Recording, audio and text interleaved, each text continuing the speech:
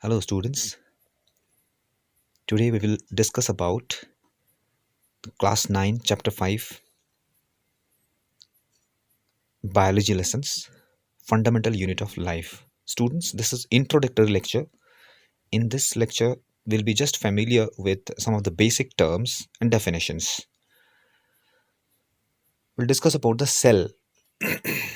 Student, we all know what is cell. Cell is the functional and structural unit of living being. Structural unit and functional unit of living being. That means this is the smallest part of a living body, the smallest unit of a living body, which is functional and which gives structure to the living body. Now, functional means it's a living unit, the smallest part of a living being, the living body, which is living and which gives structure to living being. That's what the cell. Now, almost every cell, whether it's a plant cell or the animal cells, have three features in common. So what are those three features? Here are the three features listed. The first one is the plasma membrane, and the second one is the nucleus. Third one is the cytoplasm. Student, we all know what is the shape of the cell. Imagine, suppose we have a shell. Let's say, suppose this is the cell. So cell have a outermost covering. The outermost covering of the cell is called the plasma membrane. So plasma membrane, the first feature of the cell, plasma membrane, it's the outermost covering of the cell. Next, plasma membrane is also called a selectively permeable membrane. Selectively permeable membrane. Selectively permeable membrane means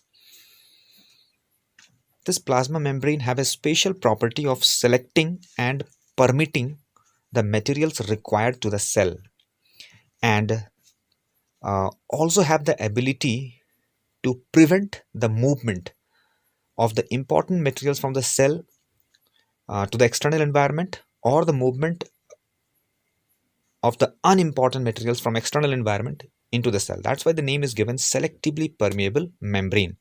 That means it's a cover which have the special property of selecting and permitting the entry and exit of the material into and outside the cell. That's why this is also called, this plasma membrane is also called a selectively permeable membrane.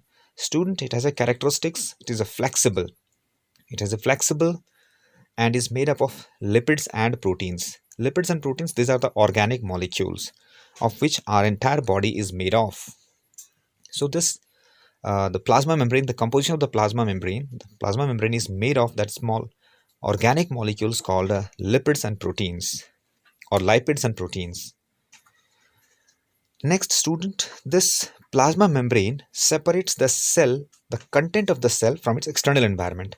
When I say content of the cell, means whatever this whatever is present inside the cell. Now we all know what is present inside the cell, like organelles are there, the nucleus is there, the cytoplasm is there. These are the content of the cell. Now this content of the cell is separated from its external environment by this plasma membrane. So it's act as a boundary. So this is all about the first characteristics of the cell. That's a plasma membrane. Next comes the nucleus. A student, nucleus, you know, inside the cell there is a central part. The central part of the cell is called a nucleus. Student, this nucleus was discovered by a scientist named Robert Brown, and this is one such a part of the cell which is absent in RBC, that's a red blood cells. So you may be asked, name the cell which doesn't have a nucleus. So this is one cell, that's what the RBC, this nucleus is absent. Next comes the student, this nucleus contains chromosomes. Now what is chromosomes? Chromosomes are such units which is present inside the nucleus that carries the hereditary informations. Now when I say hereditary informations, it means it carries the characteristics from the parents to their offsprings. So that's what the characteristics means. So that is those characteristics are present inside the nucleus, this chromosomes, and those chromosomes are present inside the nucleus. So that's about the nucleus, students. Next comes cytoplasm.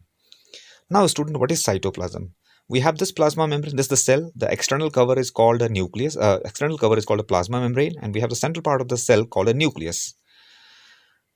Now, in between this nucleus and this plasma membrane or the cell membrane, we have the fluid part of the cell, the liquid part of the cell. This fluid part of the cell is called the cytoplasm.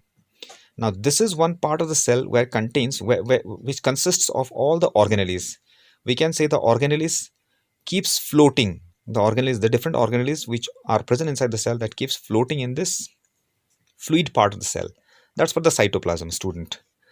So that's the fluid part, fluid content inside the plasma membrane. Now contains a specialized cell organelles. We all know different type of cell organelles which is present inside the cell. Say suppose we have a mitochondria, we have vacuoles, Golgi bodies. So different type of cell organelles are present. Those cell organelles keep suspending in this fluid part of the cell called cytoplasm. Next comes the student, several biochemical reactions takes place in cytoplasm. Cytoplasm is the place where number of important biochemical reactions takes place, student. We'll discuss more about this biochemical reactions in due course of a time. What is those biochemical reactions? One important example is digestion, or we can say the breakdown of the food. Breakdown of the food is one biochemical reactions which whose initial part takes place in this cytoplasm. That's what we mean by the biochemical reactions. Okay, students, that was the introductory part of this lecture. So we will discuss more about this cell and their organelles in our next lecture. Thank you.